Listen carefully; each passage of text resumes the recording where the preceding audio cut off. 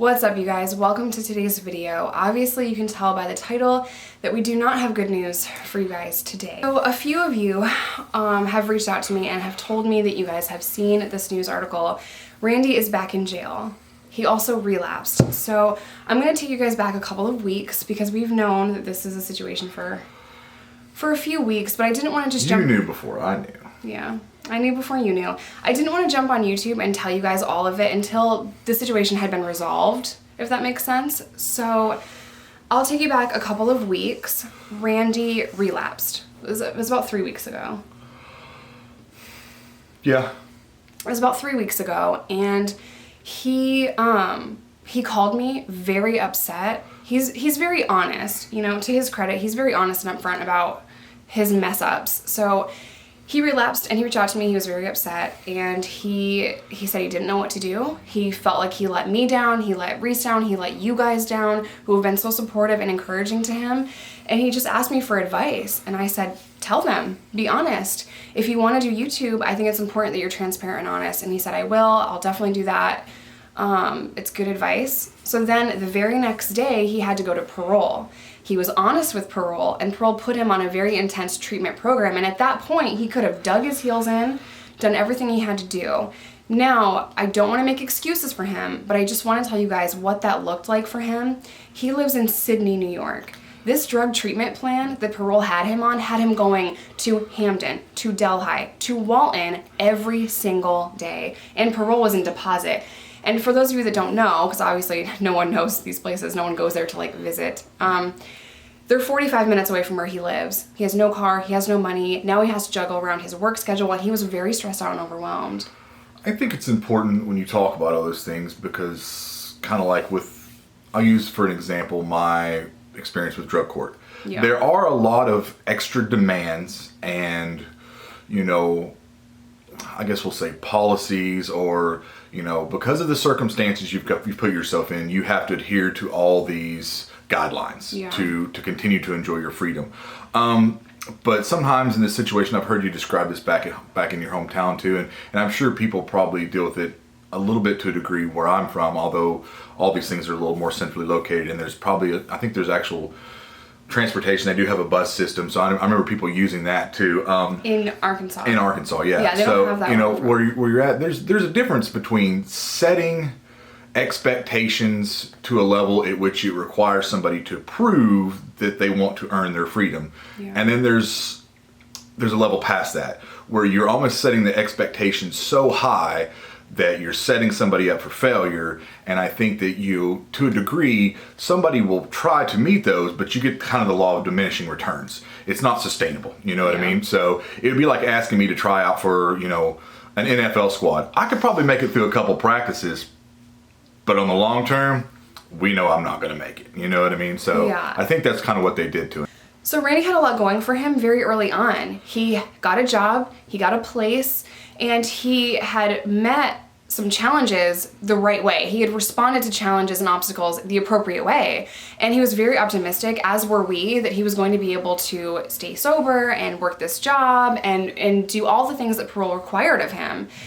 And I think because he relapsed and because he had that going on, he was so hard on himself. So the relapse happened, and that sucks, but it's part of sobriety a lot of times. It's definitely part of my story. I know it's part of yours as well. Yeah, I think anybody that tells you they got it right the first time out of the gate is either really lucky, really disciplined, or full of it. I mean, it took time. Yeah, I think, you know, I have very rarely encountered, I can't even think of somebody that has told me, I decided to stop using drugs one day when I was 22 and I never used them again. Like most of the time, that's very, very rarely the case. So I've relapsed several times. He had a lot of things going on for him, and it's not a singular event. This is a situation we've seen other people in our lives have a similar setup, come out of jail, have a lot of opportunity afforded to them, kind of the stars lined up right. And I think what's always missing to the equation to give them some of their due credit and some of the things that I think that maybe I had that proved advantageous for me was a proper support system. They had a place to stay, employment, even in Randy's case, he had an outlet, he had YouTube, he had people giving him some gifts. I knew that he had some packages sent. So he had a lot of things to prop him up. But the one thing that you need to make all those puzzle pieces fit together is a proper support system. And whether that comes from, a 12-step program and a sponsor, if that comes from family, if it's church, whatever it is, you kind of need that center core to hold all those little pieces of your life together when you're getting out, because so much of it comes at you so fast. And you're going to have situations where she talked about that he overcame some obstacles. He had some adversarial events, made the right choices. But the problem with that is those are going to keep coming. Yeah. It's easy to say no once or to avoid the wrong place, the wrong people once or twice. How do you do it over a long duration of time to accumulate enough things and enough momentum and enough sobriety in your life that it becomes a habit? That humans are habitual creatures.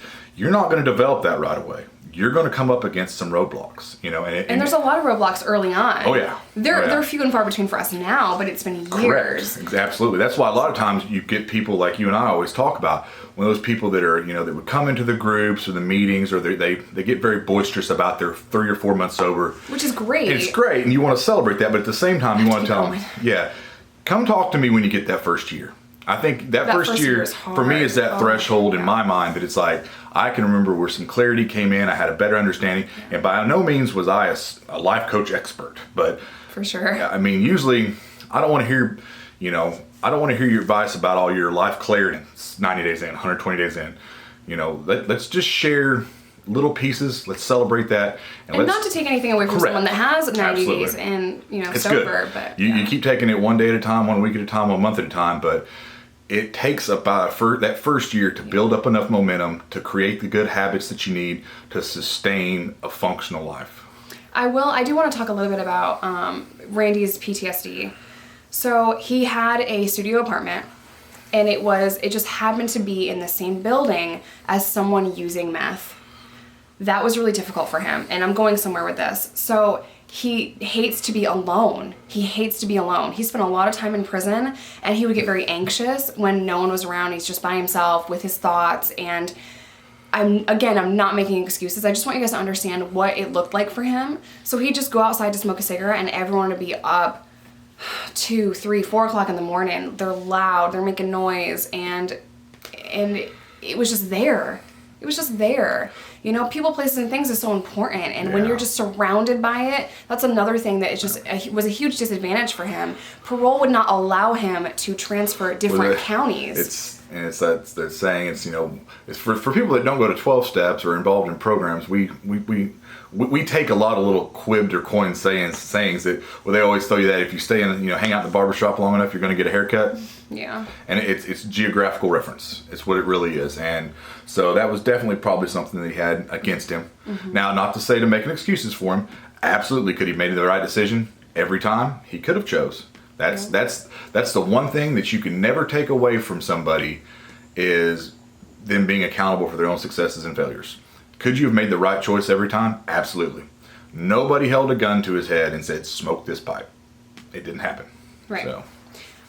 So again, with PTSD and with his drug addiction, and it just all kind of steamrolled. On top of that, the immense pressure that parole was putting on him we're not focused on recovery. We're not focused on sobriety. Parole was focused on, you need to get here. So now, in his mind, he's not thinking, I need to stay sober. He's thinking, I need to find a ride. And when you're so focused on just trying to find a ride to get to somewhere, it takes away from the meeting. It takes away from the treatment plan itself, because he's not focused on staying sober. He's focused on getting that ride because he's going to go back to prison. And that was just a dark cloud hanging over his head.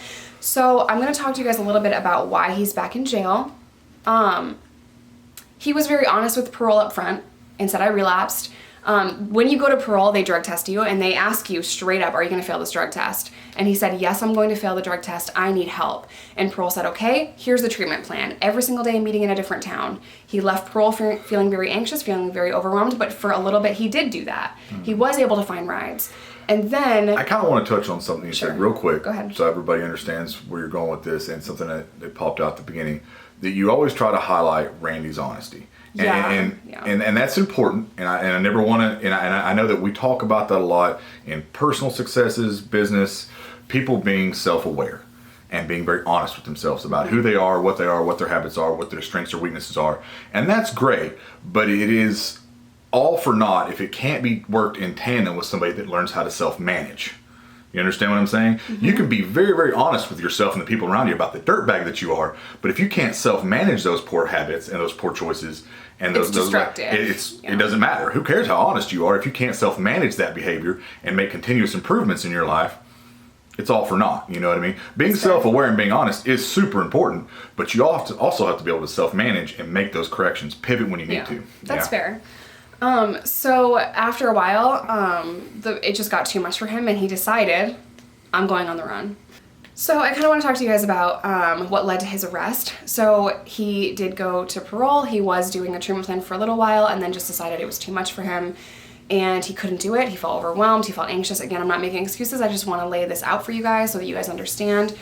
And in his mind, it's so much easier to just say, fuck it, and go do whatever I want to do a little violation, and then be done. And that was his mentality. It's easier for me to serve 6 months in prison, and then once I get out, I'll be done with parole, it'll be over. Yeah. So he just said, screw it, I'm gonna go on the run. And there were a couple of times where he called me crying. I mean, he was just really upset, and he just felt like he messed up the best opportunity he's ever had, and that sucked. Do we think, from your personal knowledge, was this the best case scenario that he's ever encountered coming out of prison? It was. Okay. It was. And of course I'm disappointed, and I wanted it to not go this way, but we're here.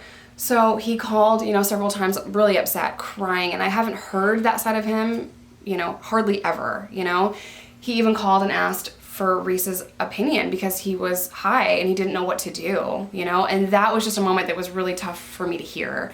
He's like, what do I do? He was in the woods, you guys. It was just not a good situation. He thought he heard voices. He hadn't slept for days. So, Reese gave him some advice on that because Reese was using methamphetamine for years and years, and you know how to handle that. Yeah, for somebody that, drugs affect people differently. Yeah, so This is a news flash for anybody. He didn't have a lot of exposure or experience with it. So, if things go awry or don't go as planned or you're up for a couple days, we can kind of understand that maybe you're having a hard time getting a grip on what's going on around you. Reality becomes kind of distorted. We all know what that's like to be bent, whether it's 2 days or 20 days. We've all been there. And at that point, he was absconding from parole, so he knew they were looking for him, so that made his delusions and paranoia extra worse. Paranoid, yep. And we did our best to kind of coach him through that as best that we could. As best that we could. I mean, we over the phone 5 states away. Yeah, obviously we're not there, but shortly after that, he was up at 2:00 in the morning. I don't know what he was doing. I don't know where he was, but he was up at 2:00 in the morning with another individual. They were driving around.